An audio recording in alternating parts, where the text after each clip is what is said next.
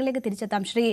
Shrimati Mary George, Philipose ഇവിടെ പറയുകയാണ്, ഇത് സാധാരണക്കാർക്ക് പ്രയോജനപ്പെടുന്ന രീതിയിലേക്ക് വരണം. അതായത് ബാറുകൾക്ക് മാത്രം ഈ ഇളവ് പോരാ, സാധാരണ ഈ ബിവറേജസിലും മറ്റും പോയി മദ്യപിക്കുന്നവർക്ക് കൂടി ഇത് ലഭ്യമാക്കുകയാണ് ചെയ്യേണ്ടത് എന്നതാണ് പറയുന്നത്. വോട്ട് ചെയ്യുന്നത് ഞങ്ങളാണെന്നുള്ള ബോധ്യം സർക്കാരിന് വേണം എന്ന ഒരു കാര്യമാണ് പറയുന്നത്. പക്ഷെ നോക്കൂ, വലിയ വിമർശനം സമൂഹത്തിൽ ഉയരുന്നുണ്ട്.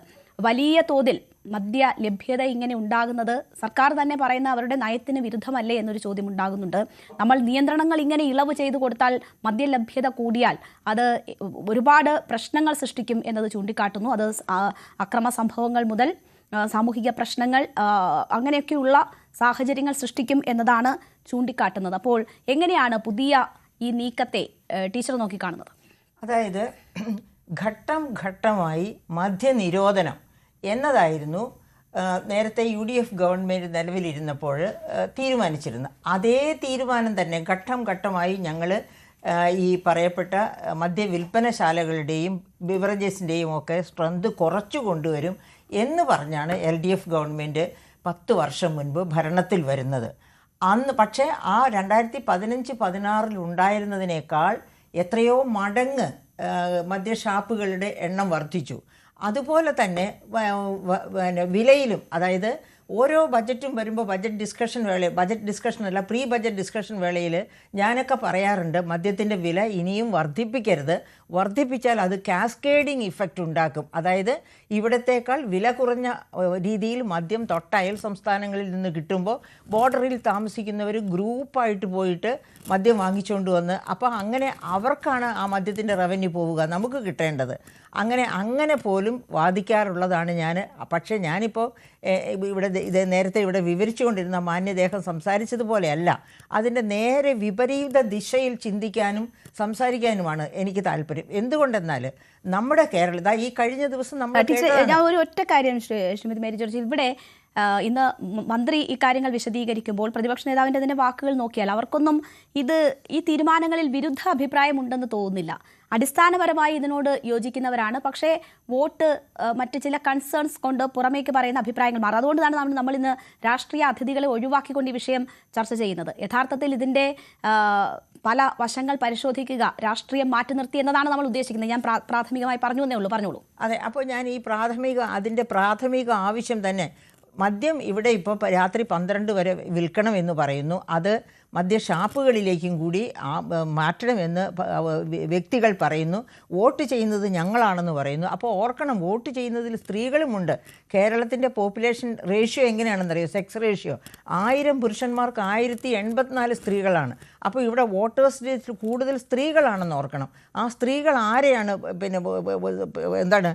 വോട്ട് ചെയ്ത് ജയിപ്പിക്കാൻ താല്പര്യപ്പെടുക? ഇങ്ങനെ മദ്യത്തിൽ മുഴുകി ജീവിക്കാം, അല്ലെങ്കിൽ മദ്യം ഞങ്ങളുടെ ജീവിതത്തിൻ്റെ അവിഭാജ്യ ഘടകമാണ് എന്ന് വിചാരിക്കുന്നവരെ അല്ല, അതിൽ നിന്ന് വേറിട്ട് ചിന്തിക്കുകയും, അതായത് ആരോഗ്യകരമായ ഒരു കുടുംബം, അങ്ങനെ ആരോഗ്യകരമായ കുടുംബം, ആരോഗ്യകരമായ സമൂഹം ഉണ്ടാകണമെന്നുണ്ടെങ്കിൽ ഈ മദ്യം ഘട്ടം ഘട്ടമായി കുറയ്ക്കുകയാണ് വേണ്ടത്. പക്ഷേ എനിക്ക് മുമ്പ് സംസാരിച്ച മാന്യദേഹം ഈ പറയപ്പെട്ട മയക്കുമരുന്നുകളെ, തീർച്ചയായിട്ടും മയക്കുമരുന്നുകൾ പൂർണ്ണമായിട്ടും നിരോധിക്കേണ്ടതാണ്. അങ്ങനെ പിടിക്കപ്പെടുന്നവരെ വലിയ കർശനമായ രീതിയിൽ ശിക്ഷിക്കുകയും അവർ പുറത്തു വരാത്ത രീതിയിൽ, അതായത് വീണ്ടും മയക്കുമരുന്നിലേക്ക് പോകാത്ത രീതിയിൽ നോക്കുകയും ചെയ്യണം. പക്ഷേ ഇവിടെ ഒരു സാമ്പത്തിക പ്രശ്നമുണ്ട്. സർക്കാർ ഇപ്പോൾ അതാണ് നോക്കുന്നത്. അതായത് നമ്മുടെ തനത് വരുമാനം എന്താണ്? ഒരു സംസ്ഥാനത്തിൻ്റെ തനത് വരുമാനം എന്ന് പറഞ്ഞാൽ നികുതിയേതര മാർഗങ്ങളിലൂടെ സംസ്ഥാനം സമാഹരിക്കുന്ന വരുമാനമാണ് തനത് വരുമാനം. ആ തനത് വരുമാനത്തിൻ്റെ 25 മുതൽ 35% വരെ കിട്ടുന്ന ഏറ്റവും പ്രധാനപ്പെട്ട വരുമാന മാർഗമാണ് മദ്യം.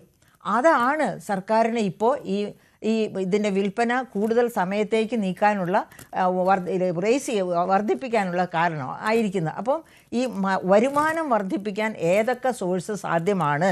അതിലേറ്റവും പ്രധാനപ്പെട്ട സോഴ്സാണ് മദ്യത്തിൻ്റെ വിപണനം വർദ്ധിപ്പിക്കുക എന്നുള്ളത്.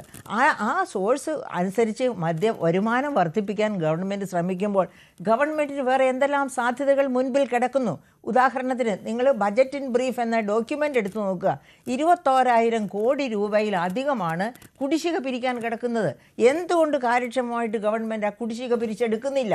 CAGയുടെ റിപ്പോർട്ടുകൾ എടുത്തു നോക്കുക. കുടിശ്ശിക പിരിക്കാത്തതിനെ പറ്റിയുള്ള കർശനമായ വിമർശനമുണ്ട്. അപ്പോൾ അങ്ങനെയൊക്കെ ഒരുപാട് സോഴ്സസ് കിടക്കുകയാണ്. ഞാൻ ഓരോന്നോരോന്ന് പറയുകയാണെങ്കിൽ ഒത്തിരി സമയം വേണ്ടി വരും.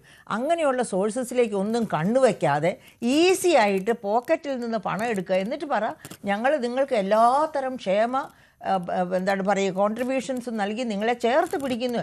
ആ അതായത് എൻ്റെ പ്രിയപ്പെട്ട സുഹൃത്തെ ഓർമ്മിക്കുക, ഞാൻ കുടുംബശ്രീ മൈക്രോ എൻ്റർപ്രൈസസിനെ പറ്റി ഒരു ചർച്ച ഒരു സർവേ നടത്താൻ ഗവൺമെൻറ് ഓഫ് ഇന്ത്യയുടെ ശാസ്ത്ര സാങ്കേതിക മന്ത്രാലയത്തിൻ്റെ ഒരു സർവേ നടത്തിയുണ്ടായി കേരളത്തിൽ. ആ സമയത്ത് ഞാൻ കണ്ടതാണ് ഈ വനിതകൾ പറയുന്നത്, കുടുംബശ്രീ മൈക്രോ എൻ്റർപ്രൈസസ് നടത്തുന്ന വനിതകൾ പറയുന്നത്. അതായത് ഞങ്ങൾ ഇത് തുടങ്ങിയതിന് ശേഷമാണ് ഞങ്ങളുടെ കുട്ടികൾ ഉപ്പും കഞ്ഞിയും അല്ലാതെ എന്തെങ്കിലും കറികൾ കൂട്ടി ആഹാരം കഴിക്കാൻ തുടങ്ങിയത്, വസ്ത്രം ഇട്ട് സ്കൂളിൽ പോകാൻ തുടങ്ങിയത്. എന്താണ് കാരണം? അതിനു മുൻപ് ഭർത്താവ് ജോലിക്ക് പോയി കിട്ടുന്ന പണത്തിൻ്റെ നല്ല ഭാഗവും മദ്യശാലയിൽ ചെലവഴിക്കും. വീട്ടിൽ വന്നു കഴിയുമ്പോൾ വെച്ചിരിക്കുന്ന ചോറ് പോലും തെറിപ്പിച്ച് കളയുന്ന അവസ്ഥയായിരുന്നു. അതിൽ നിന്നൊരു മാറ്റമുണ്ടായിരുന്നു. അതായത് കേരളത്തിലെ സാധാരണ കുടുംബങ്ങളെ ചേർത്ത് നിർത്താനാണ്, ചേർത്ത് പിടിക്കാനാണ് ഒരു ഗവൺമെൻറ് ആഗ്രഹിക്കുന്നതെങ്കിൽ ആ ഗവൺമെൻറ് ചെയ്യേണ്ടത് ഇതുപോലെ മദ്യത്തിൽ മുക്കി കുടുംബങ്ങളെ ഇല്ലാതെയാക്കുകയല്ല ചെയ്യേണ്ടത്. മദ്യത്തിൽ നിന്ന് ക്രമേണ അവരെ മോചിപ്പിച്ചു കൊണ്ടുവരിക. മദ്യം വിറ്റോട്ടെ, കുഴപ്പമില്ല, കാരണം അത് മനുഷ്യൻ്റെ സാമൂഹിക ജീവിതത്തിൽ എല്ലാ കാലത്തും ഉള്ള ഒന്നാണ്. പക്ഷേ അതിന് പരിധികൾ വേണം. പരിധിയില്ലാത്ത മദ്യം വഴിയായിട്ട് ചെയ്യാം. അത് ആരുടെ കയ്യിലേക്ക് എത്തണം? അതായത് പാവപ്പെട്ടവർക്ക് അപ്രോച്ചബിളായ രീതിയിൽ മദ്യത്തിൻ്റെ വില, അവർ കഴിക്കുന്ന മദ്യത്തിൻ്റെ വില കുറച്ച് വെക്കണം. അല്ലെങ്കിലാണ് മരിജുവാനയിലേക്കും മറ്റതിലേക്കും ഒക്കെ ഇവർ പോകുന്നത്. കാരണം ഒരു കുപ്പി മദ്യം കഴിക്കുന്നതിൻ്റെ സ്ഥാനത്ത് ഒരു തരി ഉണ്ടെങ്കിൽ മയക്കുമരുന്ന് കൊണ്ട് അവർക്ക് ഇതുപോലെ ആഘോഷമാക്കാം അതിന് വേണ്ടിയിട്ട്. അപ്പോൾ അതിലേക്ക് പോകാതിരിക്കണമെങ്കിൽ മദ്യത്തിൻ്റെ വില കുറച്ച് വെക്കണം. ആ മദ്യത്തിൻ്റെ വില കുറച്ച് വെക്കുന്നതോടൊപ്പം തന്നെ ഈ പറയപ്പെട്ട എല്ലാ ദരിദ്ര വിഭാഗത്തിൽപ്പെട്ടവരെയും ചേർത്ത് പിടിക്കലാണ് ഒരു ഗവൺമെന്റിന്റെ ലക്ഷ്യമെങ്കിൽ അത് LDF ഫിലിപ്പോസ് പറഞ്ഞത് ദരിദ്രരായ അല്ലെങ്കിൽ ബാറുകളിൽ പോയി മദ്യപിക്കാൻ പറ്റാത്ത മദ്യപാനികളെ കൂടി ചേർത്ത് നിർത്തണം സർക്കാർ എന്ന് പറയുമ്പോഴാണ് മേരി ജോർജ് പറയുന്നത് ചേർത്ത് നിർത്തേണ്ടത് ഏറ്റവും സാധാരണക്കാരായ മനുഷ്യരെയാണ്. അവരുടെ കുടുംബ വരുമാനത്തെ പോലും ബാധിക്കുന്ന തരത്തിലേക്ക് ഈ തീരുമാനങ്ങൾ കൊണ്ടുചെന്ന് എത്തിക്കുമെന്ന ഒരു സാമൂഹിക യാഥാർത്ഥ്യം ചൂണ്ടിക്കാട്ടുകയാണ് മേരി ജോർജ് ഇവിടെ. കൂടുതൽ വാർത്തകൾക്ക് news 18 Keralam YouTube channel subscribe ചെയ്യുക.